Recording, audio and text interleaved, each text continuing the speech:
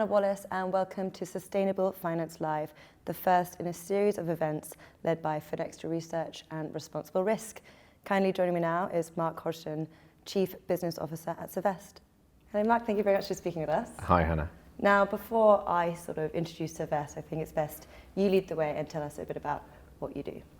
Sure, so as you just introduced me, I'm Chief Business Officer at Cervest, and that broadly speaking means that I'm turning a vision for how we want to address climate risk in the future into practical solutions through a platform that we're developing right now. So my role is really taking our founders' thoughts on the future and bringing that down to tangible benefits for users, for customers, for businesses. All right, and in the context of sustainable finance, how are you helping businesses and other organisations? In two or three ways. The first is we are part of a broader community of explainers and educators. I think that the first thing you've got to do is to bring to the table very real evidence of what the situation is out there. Decisions are made on rational, data-driven points of view and informed experts. These are not necessarily emotional decisions, although that does sometimes play into it. And that is certainly seen in the world of climate change and climate volatility and climate uncertainty. So the first thing we're doing is being part of that broad church of educators. The second is really to talk to the decision makers themselves within the financial services industry to understand where in their list of priorities climate uncertainty, climate change, and more specifically the exposure that they have to this, where is that in their list of priorities? You know, so you're a senior decision maker, he or she is having to tackle so many things every single day that are long-term, short-term. Climate change somewhere is in there. Climate uncertainty is somewhere in there. The impact on their business is somewhere in there. And we're trying to really understand that, while at the same time we have our own views on where we think that importance lies as well. All right, and you talk about the situation at the moment. Could you highlight for us then what are the challenges we're seeing around data, understanding it, assessing it in the context of sustainable finance? Sure. So the first area is of course to provide indications that uncertainty is a very real issue. 100-year events are happening far more frequently than before. Our reliance on our built infrastructure, as well as our natural assets in terms of food security and just being able to sustain close on 9 billion people at some point this century, means that we are more reliant on the health and resilience of this planet, as well as our own capabilities than ever before. And so within that general system, decisions are having to be made every single day on the best way in which those businesses operating can work in a way that guarantees their future. It is not now about reporting back every quarter on performance and seeing how your share price compares against your competition. It's being able to tell investors, your employees, your customers, exactly how you intend to sustain this business for the next 10, 20, 30, 50, 100 years.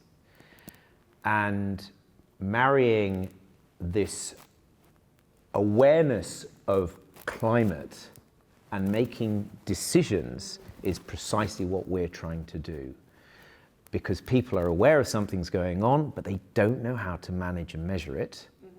And even if they did, does that necessarily drive the decisions that impact their top line and their bottom line for both short-term mitigation and long-term economic adaptation. So one of the problems is sort of a lack of confidence, really. We've got this problem ahead of us. What I'd love to hear from you are, those are the challenges, but how can they be addressed, and where does artificial intelligence and machine learning come into all of this? Sure. So where can this be addressed? I think that there are three motivating factors alongside a general awareness. You know, we're human beings, we see it on TV. The first is pressure from increasing regulation and disclosure requirements that are being levied by government, but also internally by businesses and their boards. They're basically asking the decision makers right at the top to start managing the business so that they can measure effectively their exposure against climate uncertainty. That's the first thing. So it's pressure from regulation. The second is, I think, Mother Nature is giving us a good kick up the backside, and it's reminding us all the time that something is happening and we have to respond to that. The third area, I think, is customers themselves. An increasingly savvy, aware, technically literate, financially literate population, general public, is basically saying, you know, I'm going to start determining where I put my money, what services I buy, what products I buy, based not just on whether it looks good or it fulfills a certain value, an economic value, but also how I feel. It's sort of the more conscious, softer sides of things, but that's existed for centuries. And so a person's willingness to buy X versus Y financial service is increasingly influenced by their attitude to that, the financial services brand, its ethics, its motivations. And so I think those pressures are the sort of holy trinity, if you like, of the three pressures: disclosure, Mother Nature, and consumer value change. Now, where does machine learning and AI come in? Well, first and foremost, artificial intelligence is here, and it has been adopted to varying levels across the industry and across various industries, as very much as a means of improving the ability to grapple with large, hitherto ungrappable data.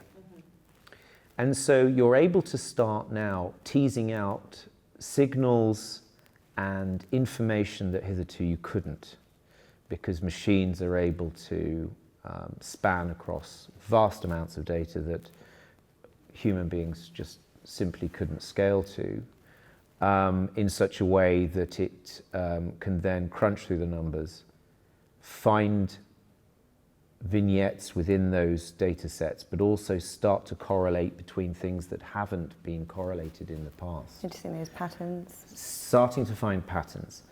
Climate is huge. We don't understand it. We think we do, and we've tried to measure bits of it for centuries. As our computational power and our capabilities and our understanding have grown, so our ability to slowly scale up our ability to interpret those large systems has expanded. Machine learning is merely an accelerant of that. And so what our thesis is, if we can grapple with the biggest systemic natural processes that exist on the planet, i.e. climate, meteorology, the way in which biomass and crops react to these huge changes, we can start to identify far faster and far more accurately the outputs.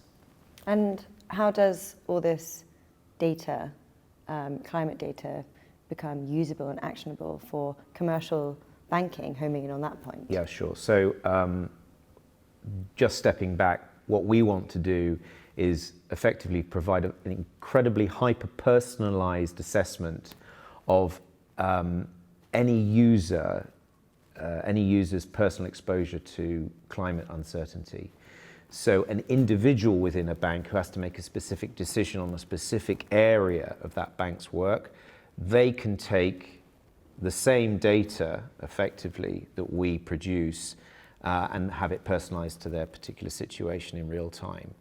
But stepping back, we take open data sets, paid for data sets, and our own proprietary data and basically bring those together. So the magic is not so much our ability to bring extraordinary amounts of data into one repository. Everyone's doing that.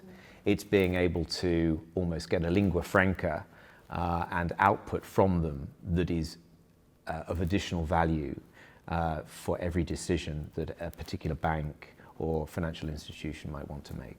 It's fascinating. It's such an interesting topic. I could talk to you for a lot longer, but I know you need to get back to the event. So Mark, thank you so much for sharing insights. It's been a pleasure. My pleasure.